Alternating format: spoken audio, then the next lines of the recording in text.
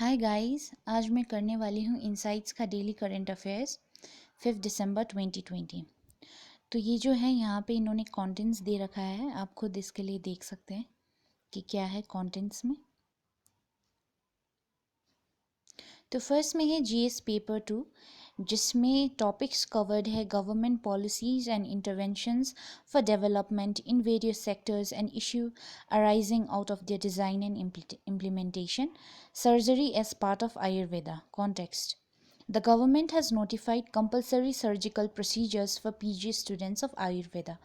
अब जो आयुर्वेदा के पहले स्टूडेंट्स होते हैं, जो आयुर्वेदिक मेडिसिन पढ़ते थे, उनको सर्जिकल प्रोसीजर्स नहीं करना पड़ता था, पर अभी फ़िलहाल जाके गवर्नमेंट ने ये नोटिफाई कर दिया है कि like surgical procedures are necessary for post graduate students of Ayurveda. How far is surgery part of Ayurveda? Surgery किस हद तक आयुर्वेदा का पार्ट है? There are 2 branches of surgery in Ayurveda. Ayurveda में जनरली 2 ब्रांचेस है सर्जरी का. First is Shalya Tantra which refers to general surgery. Shalya Tantra क्या होता है? जो जनरल सर्जरी होता है वो होता है शलय तंत्र. एंड शकलय Tantra which pertains to surgeries related to eyes, ears, nose, throat and teeth. मतलब इन सारी चीज़ों में जो सर्जरी होता है दैट इज नोन एज शकलय Tantra. All postgraduate students of Ayurveda have to study these courses and some go on to specialize in this and become Ayurveda surgeons. जितने भी पोस्ट ग्रेजुएट स्टूडेंट्स हैं आयुर्वेदा जो कर रहे हैं, इन सबको ये कोर्सेज पढ़ना ज़रूरी है. एंड बाद में ये सर्जरी वगैरह का जो ये चीज़ पढ़ते हैं ये लोग, इसके बाद they become Ayurveda surgeons. Before the notification, what were the regulations for postgraduate students? The 2016 regulations allow postgraduate students to specialize in Shayala Tantra, Shakalaya Tantra, and Prasuti, evam Stri Roga, obstetrics, and gynecology, and these 3 disciplines involving major surgical interventions. Students of these 3 disciplines are granted Masters in Surgery in Ayurveda degrees.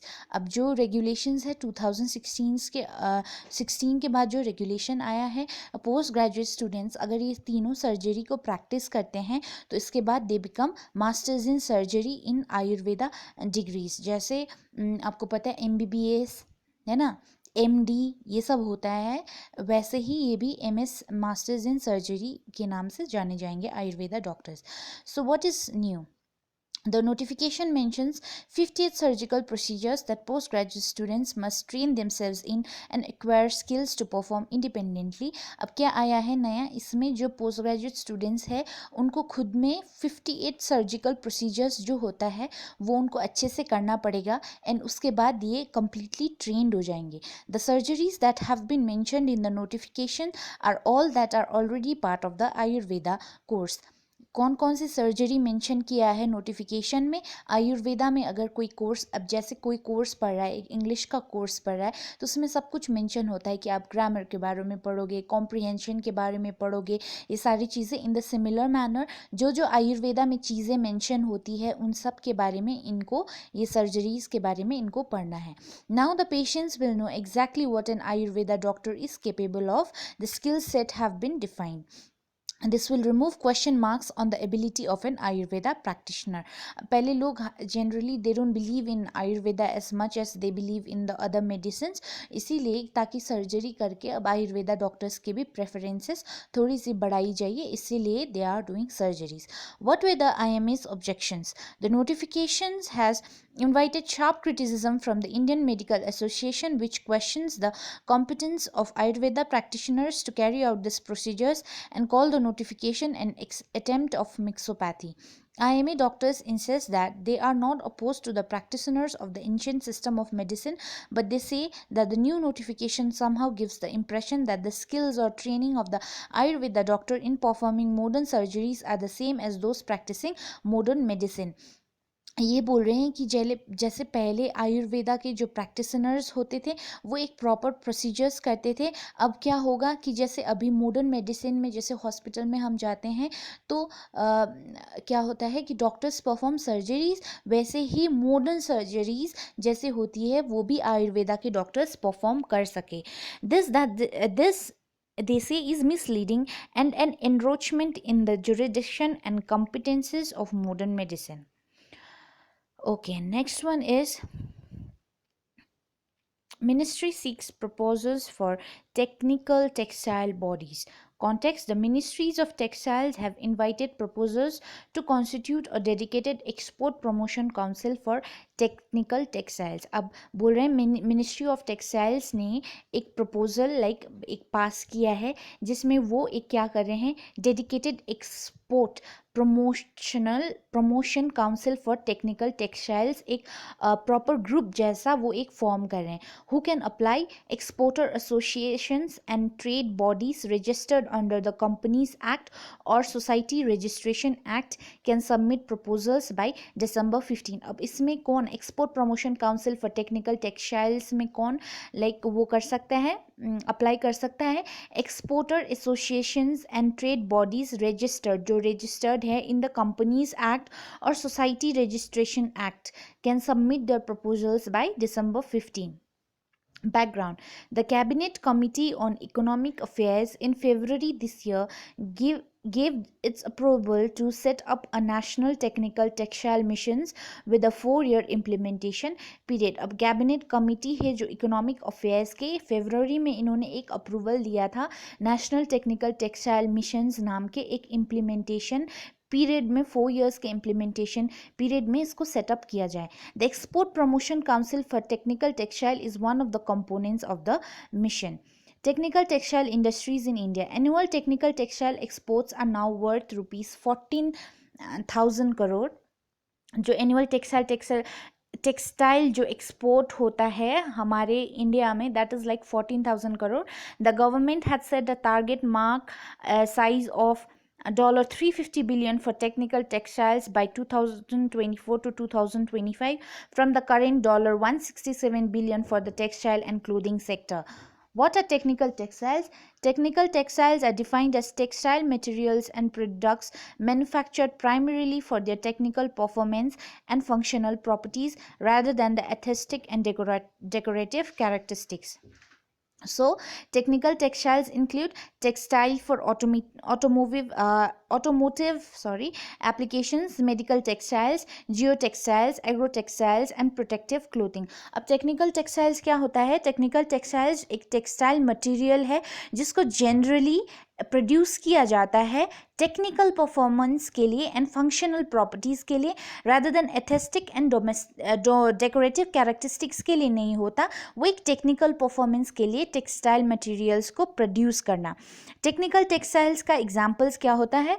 Automotive applications जो गाड़ी के अंदर use होता है, medical textiles जो medical field में use होता है, जियो टेक्सटाइल्स, एग्रो टेक्सटाइल्स जो एग्रीकल्चर में होता है, एंड प्रोटेक्टिव क्लोथिंग जैसे प्रोटेक्टिव क्लोथिंग होता है, फायर ब्रिगेडियर्स ये सब पहनते हैं, they are known as the protective clothing. UN removes cannabis from most dangerous drug category. What this means? The United Nations Commission on Narcotic Drugs (CND) voted to remove cannabis and cannabis resin from Schedule 4 of the 1961 Single Convention on Narcotic Drugs, decades after they were first placed on the lists. अब UN ने क्या किया है? Cannabis जो है most dangerous drug के category में था, ठीक है. अब इसको क्या कर दिया है? इन्होंने रिमूव कर दिया है फाइनली.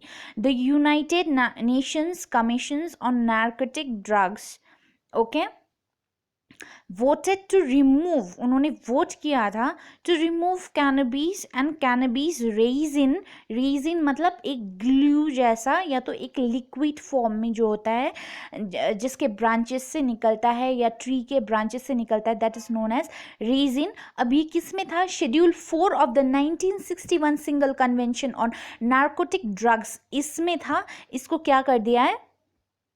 रिमूव कर दिया. With this, CND has chosen to form a World Health Organization recommendation from 2019 to remove cannabis from its most dangerous category. What are for and against? India was part of the voting majority along with the US and most European Nations. India was also a part जिसमें उन्होंने भी vote किया था US के साथ और बहुत European Nations के साथ. China, Pakistan and Russia way among those who voted against. Okay, US जो था और उसके बाद यूएस जो था, ये सब they were against the voting majority, and China, Pakistan, Russia who voted against, okay, and Ukraine ने एब्सटेन किया था, मतलब they didn't vote. The cannabis plant, according to the WHO, cannabis is a generic term used to denote the several psychoactive preparations of the plant cannabis sativa. Okay, the major psychoactive constituent in cannabis is delta 9 tetrahydrocannabiol, THC. The Mexican name marijuana is frequently used in referring to cannabis leaves or other crude plant material in many countries. इसका दूसरा नाम है marijuana. How is it regulated? The Vienna-based CND, founded in 1946, is the UN agency mandated to decide on the scope of control of substances by placing them in the schedules of global drug control conventions. अब जो Vienna-based CND, which was founded in 1946, एक UN agency है जिसको form किया गया था जिसको form किया गया था कि जो कंट्रोलिंग सब्सटेंसेस है उनको एक शेड्यूल में of global drug control conventions के ग्रुप में इसको प्लेस किया जाए. Cannabis has been on schedule 4, the most dangerous category of the 1961 single convention on narcotic drugs for as long as the international treaty has existed. The law around cannabis in India can be found in the narcotic drugs and psychotropic substances act 1985. India में अब कौन से उसमें है ये narcotic drugs and act में, कौन से एक्ट में है? Narcotic drugs and psychotropic substances act 1985 में है इंडिया में. What this could mean for the cannabis industry? The reclassification of cannabis by the UN agency, although significant, would not immediately change its status worldwide as long as individual countries continue with existing regulation. अब ये क्या बोल रहा है कि UN agency ने अगर change कर दिया, रिक्लासीफाई कर दिया, इसका मतलब ये नहीं है कि जो कैनबिस का स्टेटस है वर्ल्ड वाइड वो भी चेंज हो जाएगा as long as individual countries जो है अपने आप के लिए एग्जिस्टिंग रेगुलेशंस कंटिन्यू ना करे. ओके, अगर वो एग्जिस्टिंग रेगुलेशंस कंटिन्यू करेंगे तो पहले जैसा था वैसे ही रहेगा. It depends on entirely on the particular country कि वो क्या करना चाहते हैं. Okay, The next one is infrastructure and energy.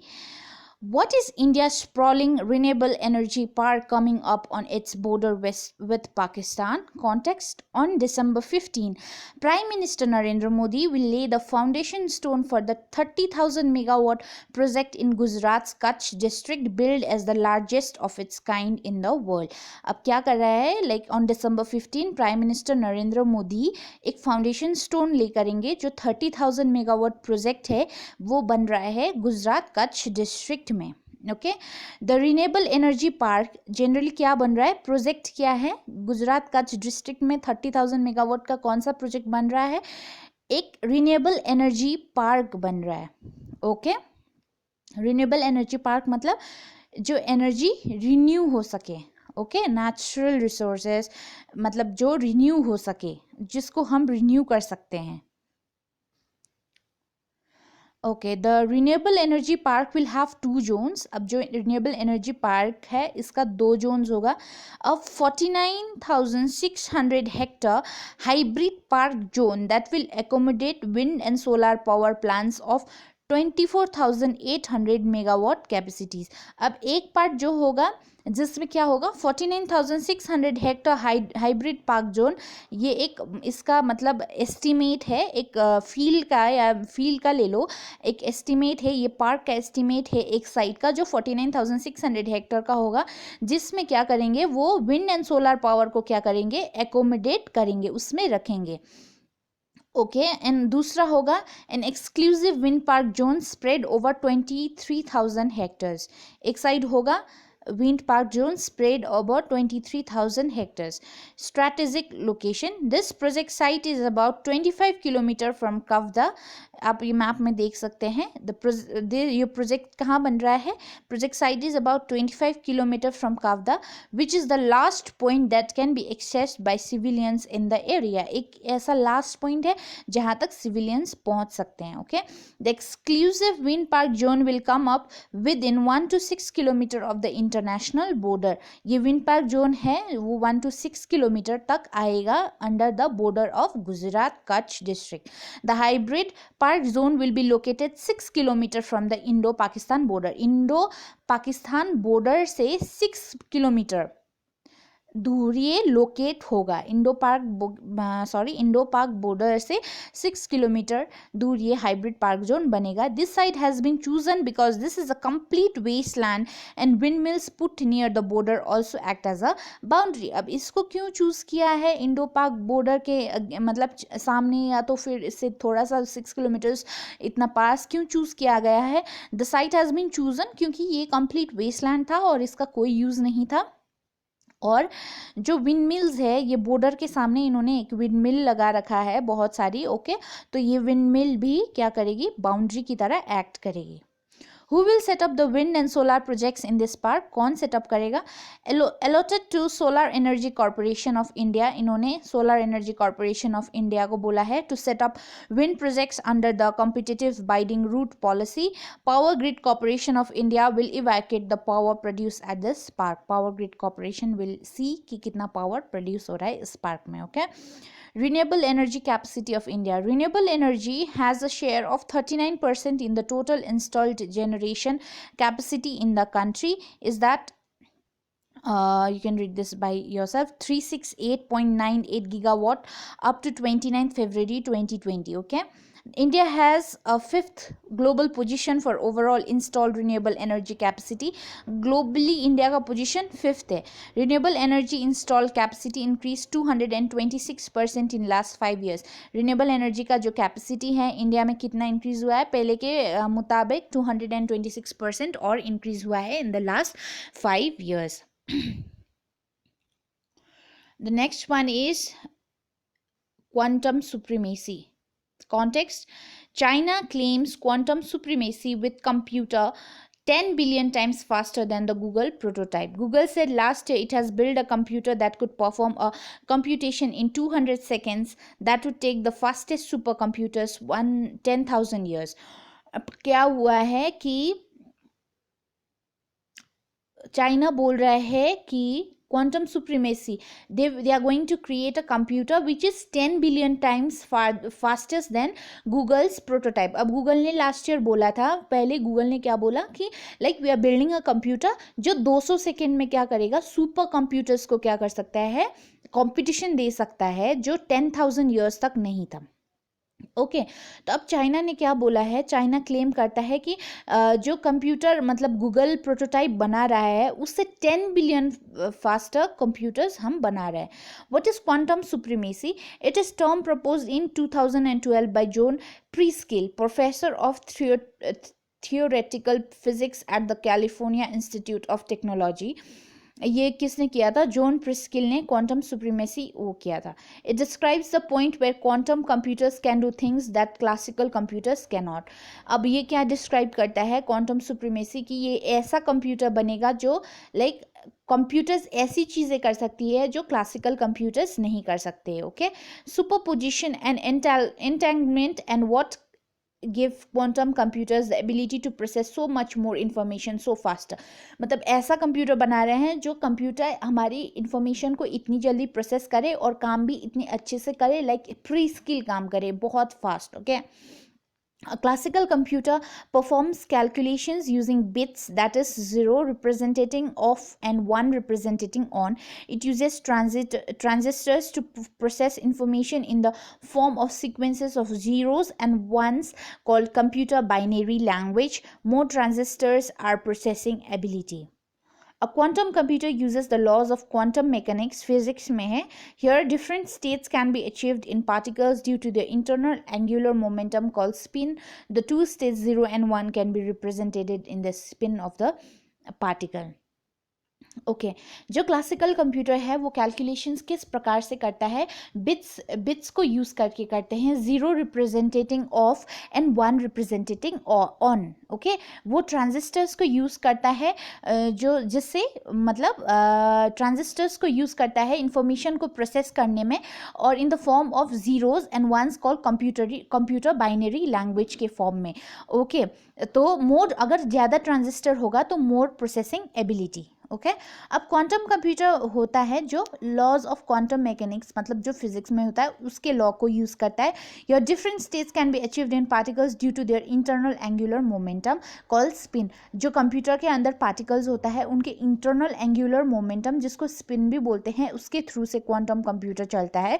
The two states 0 and 1 can be represented in the spin off the particles. जितना पार्टिकल्स स्पिन होगा जैसे इसमें हमने बोला था कि 0 रिप्रेजेंटेटिंग ऑफ और 1 रिप्रेजेंटेटिंग ऑन, इसमें 2 स्टेट्स 0 and 1 से जितना वो पार्टिकल स्पिन करता है कंप्यूटर के अंदर इंटरनल एंगुलर मोमेंटम में उसके थ्रू रिप्रेजेंट कर सकते हैं. Thus in a classical computer information is express to single number इधर 0 और 1. मैंने जैसे बोला 0 मतलब off and 1 representing on classical computer में. A quantum computer uses qubits which is described as 0 and 1 at the same time giving us more processing power. अब ऐसा होगा क्लासिकल कंप्यूटर में क्या होगा कि 0 1 रिप्रेजेंट करते करते इसमें बहुत टाइम लगेगा क्योंकि ये सिंगल नंबर को रिप्रेजेंट करेगा. पर क्वांटम कंप्यूटर क्या करेगा 0 and 1 को एक ही साथ में रिप्रेजेंट करेगा जिसकी वजह से हमें टाइम भी बचत होगी और ज़्यादा प्रोसेसिंग पावर मिलेगा कंप्यूटर में. Potential. While still in its infancy, quantum computing is seen as the key to radically improve the processing speed and power of computers, enabling them to stimulate large systems and drive advances in physics, chemistry and other fields. Potential क्या है कि अगर quantum computing क्या करेगा processing speed को ज़्यादा करेगा और powers of computers को ज़्यादा करेगा. ओके जिसमें वो large systems को stimulate कर सकते हैं और बहुत सारे एडवांसेस ला सकते हैं साइंस के फील्ड में एज इन फिजिक्स के फील्ड में केमिस्ट्री के फील्ड में और अदर्स फील्ड में. Okay so lab grown meat cleared in Singapore emerging alternative worldwide. The Singapore Food Agency SFA approved this week the sale of lab grown meat product. What is the big deal? In its June 2020 Food Outlook report, the UN Food and Agriculture Organization (FAO) stated that the world meat output was set to contract to 303 million tons, 1.7 less than in 2019. The disruption has been caused mainly by COVID-19, but it has added to already widespread fears about zoonotic disease, especially African swine fever and highly pathogenic avian influenza. Okay. तो क्या होगा कि Singapore food agency ने क्या किया है they approve this week the sale of lab grown meat product की lab grown meat product को सेल कर सकते हैं. ओके जो हुआ है कि लाइक इसके डील क्या है कि जून 2020 में देखा था according to food outlook report the UN food and agriculture organisation said that the world meat output जो मतलब होना चाहिए था मतलब 333 मिलियन टन्स उससे कम हो गया है 1.7 लेस दैन इन 2019 से 1.7% कम हो गया है मतलब मीट बिकना. ओके लाइक बिकना एज इन सेल होना. The disruption has been cause क्यों हुआ है ये डिस्ट्रप्शन मतलब क्यों हुआ है ये कि मीट का जो परसेंटेज पहले जितना सेल होता था अभी इतना क्यों नहीं हुआ because it has mainly cause by कोविड-19. एज वी नो कि कोविड-19 में ये अफवाह फैल गया था कि like it happen mainly due to the consumption of various kind of meat that are available in the market. तो इसीलिए ये डिस्ट्रप्शन क्रिएट हुआ था but it has added to already wide spread fevers about zoonotic disease specially African swine fever and highly pathogenic avian influenza. This provides an opportunity to the alternative meat industry. How is lab grown और cultured meat different from plant based meat. अब इसमें क्या कर रहे हैं ये लोग ये बोल रहे हैं कि अगर मीट खाएंगे तो African swine fever and highly pathogenic avian influenza ये सारी बीमारी होगी. तो इसीलिए मीट इंडस्ट्री क्या कर रहा है they are making lab grown और कल्चर्ड मीट जो एक प्लांट बेस्ड मीट से डिफरेंट है. So how is lab grown और cultured meat different from plant based meat. इन दोनों में क्या डिफरेंस है. The latter is made from plant sources such as soy और pea protein.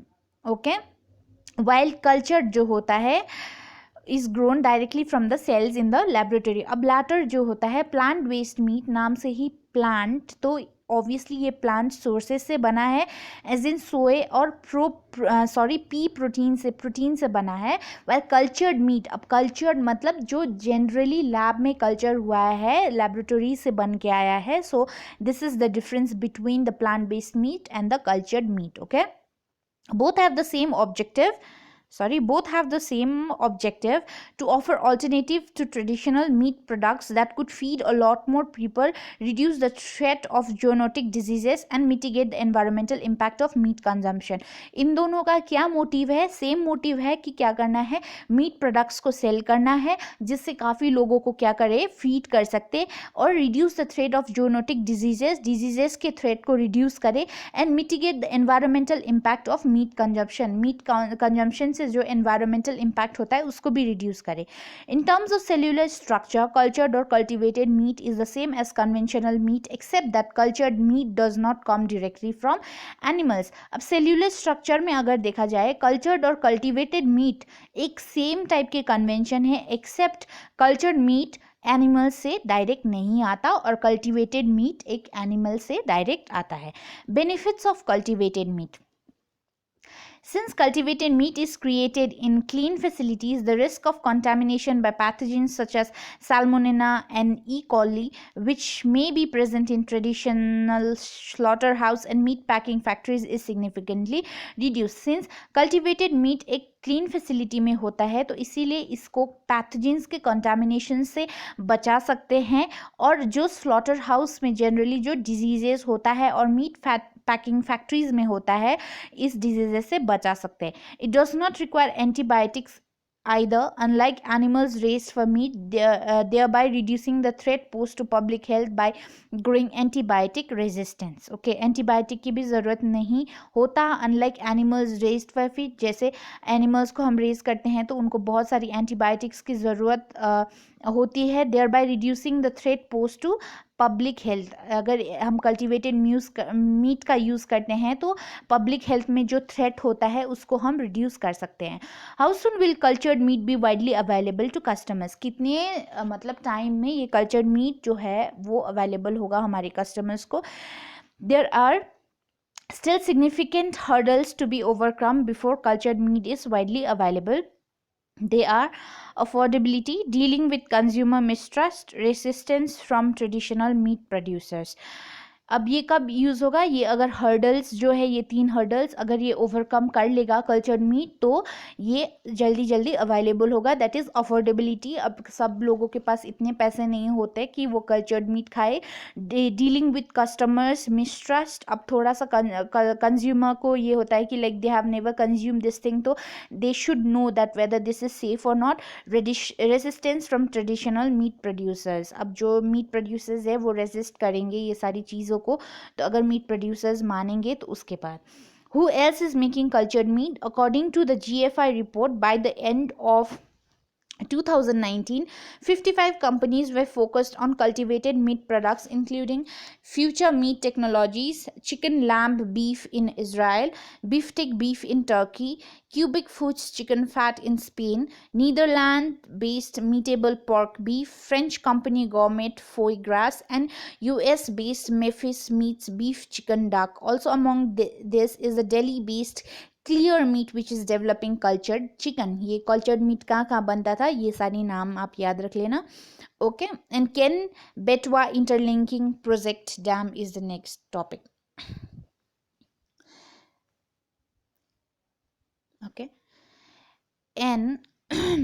an expert panel of India's Environment Ministry has deferred environment clearance for the Lower Ore Dam, which is part of the Ken-Betwa River Interlinking Project, and sought fresh data to decide whether a new public hearing is expected for the project or not. Okay, तो Ken-Betwa Interlinking Project Dam है. Okay, जो एक expert panel है India का, जो environment ministry का एक expert panel है, they has deferred environment clearing for the Lower Ore Dam, which is part of the Ken-Betwa River Interlinking Project, and sought fresh data to decide whether a new public hearing is expected for the project or not.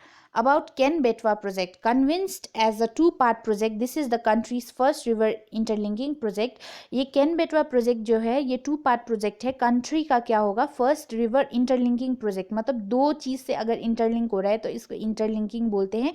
तो ये two part project है. It is perceived as a model plan for similar interstate river transfer missions.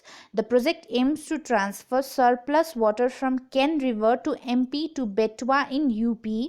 ये project किस में M करता है, can बेटवा. Okay यहाँ पे आप देख सकते हैं, ये जो यहाँ पे मैप दे रखा है इस पे देखिए. द कैन बेटवा प्रोजेक्ट विल ट्रांसफर, क्या करेगा, surplus water from can river to the Betwa basin to help irrigate the drought-prone Bundelkhand region and the adjoining area. Okay, ये जनरली इरिगेशन में हेल्प करेगा. तो 230 kilometre concrete canal will pass through Jhansi, Banda and Mahoba districts of UP. इन तीन district से pass होगा. And Tikamgarh, Panna and Chhatarpur districts of MP. This project will also benefit UP and MP in terms of meeting their irrigation and drinking water needs. Okay, इसमें help करेगा. Hazards, the project involves deforesting a portion of the Panna Tiger Reserve, approximately 10% in MP. अब इससे बहुत सारी फ़ायदा तो हो रहा है, लाइक बेनिफिट हो रहा है MP के लोगों को इरिगेशन के लिए, ड्रिंकिंग वाटर के लिए. इस प्रोजेक्ट से क्या कर रहा है, पानी मिल रहा है. But the hazards involving are the like they have to deforest a portion of Panna tiger reserve जो एमपी में मतलब है, जिसमें बहुत टाइगर का पॉपुलेशन है. इसको क्या करना पड़ेगा, डिफॉरेस्ट करना पड़ेगा. Okay, it is perceived as a modern plan for similar interstate river transformations. The project aims to transfer surplus water from the Ken river to MP, Ken river से एमपी को, to Betwa in UP to irrigate the drought-prone Bundelkhand region spread across the districts of two states, mainly Jhansi, Banda, Lalitpur, and यह आप नाम खुद से पढ़ सकते हैं. Key facts: Ken and Betwa rivers originate in MP and are the tributaries of Yamuna. Ken and Betwa river originate कहाँ पे होते हैं, मध्य प्रदेश में होते हैं. एंड ये कौन से रिवर के ट्रिब्यूटरीज है, यमुना के. Can meets with Yamuna in Banda district. Can कहाँ पे मीट करता है यमुना को, बांडा डिस्ट्रिक्ट ऑफ यूपी में. एंड बेटवा इन Harimpur district of UP. UP के दोनों डिस्ट्रिक्ट में मीट होता है कैन एंड बेटवा. कौन कौन से डिस्ट्रिक्ट में हो रहा है, कैन यमुना को कहाँ मिलता है, बंडा डिस्ट्रिक्ट ऑफ यूपी में. और बेटवा कहाँ मिलता है, हरिमपुर डिस्ट्रिक्ट ऑफ यूपी में. Rajghat, Paricha and Matatila dams are over Betwa river. ये तीनों नाम याद रखना, राजघाट, परीचा एंड माटाटीला डैम्स, ये बेटवा रिवर के पास है. Ken river passes through Panna tiger reserve. ये कैन रिवर जो है पन्ना टाइगर रिजर्व से पास हो रहा है, तो इसीलिए इसको डिफॉरेस्ट कर रहे हैं. Okay, benefits of interlinking: enhances water and food security. क्या होगा, बेनिफिट्स क्या है, enhances water and food security, proper utilization of water, water का प्रॉपर यूटिलाइजेशन होगा. बूस्ट टू एग्रीकल्चर, जब पानी जाएगा तो एग्रीकल्चर के लिए फ़ायदा होगा, तो इसीलिए डिज़ास्टर मिटिगेशन, डिज़ास्टर को रोक सकते हैं. बूस्ट टू ट्रांसपोर्टेशन, ट्रांसपोर्टेशन भी अच्छे से होगा. जब एग्रीकल्चर अच्छे से एक जगह में फ्लरिश होगा तो वहाँ से ट्रांसपोर्टेशन, रोड्स वगैरह बनना शुरू होंगे. Okay, so this is the facts for prelims, that is Navy Day 2020. Every year India celebrates December 4th as Navy Day to commemorate Operation Trident, a key offensive during the 1971 Indian-Pakistan War, when the Indian Navy inflicted heavy damage on Pakistani vessels in Karachi Harbour. अब fourth day को हम navy day मानते हैं, जिसमें हम commemorate करते हैं operation Trident में. ऑपरेशन ट्राइडेंट में क्या हुआ था, एक ऑफेंसिव वार जैसा था. ड्यूरिंग द 1971 इंडिया पाकिस्तान वार में एक ऑपरेशन ट्राइडेंट नाम में इसको वार को नाम दिया गया है, that is known as operation trident. It is an offensive war between India and Pakistan during 1971, जब इंडियन नेवी ने हाई डैमेज किया था पाकिस्तानी वेसल्स को कराची हार्बर में. ओके, कराची के हार्बर में, लाइक शिप जहाँ पे रखते हैं उसके हार्बर में इंडियन नेवी ने क्या किया था, पाकिस्तान के जो वेसल्स है उसको बहुत हेवी डैमेज दिया था। On December 4 under operation trident the Indian navy sank 3 vessels near the Pakistani port city of Karachi. December 4 ने क्या किया था, ऑपरेशन ट्राइडेंट के through Indian navy sank 3 vessels, 3 vessel को उन्होंने डुबा दिया था near the Pakistani port of Karachi. Articles to be covered on Monday और RBI titans oversight of NBFCS UCBS China turns on artificial sun. सो आपको समझ आया होगा the news update. So keep tuned, and if you like this, please do like my video and then do subscribe on my video for more upcoming current affairs. Thank you.